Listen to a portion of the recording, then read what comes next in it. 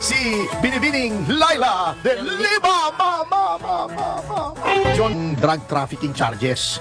Ang nakakalimutan yata niya, meron pa siyang kaso sa ombudsman. Yung graft and corruption, yung pagtanggap niya ng suhol.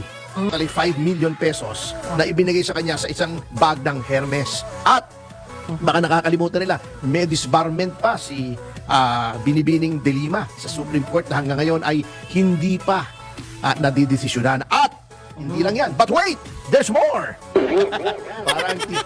Parang TV shopping lang, ha? Galing ng memory. But wait, there's more.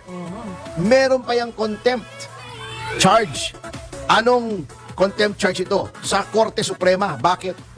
Binaliwala niya yung pag-uutos ng Korte Suprema, yung TRO, na sinasabing huwag pipigilan sa paglabas ng bansa si dating Pangulong Gloria Macapagal Arroyo. Yan ang klase ng tao na akala mo kung sino dun sa Quadcom na pinagtitiwalaan itong Quadcom na maging testigo nila, maging resource person. Isang taong ganyang klase.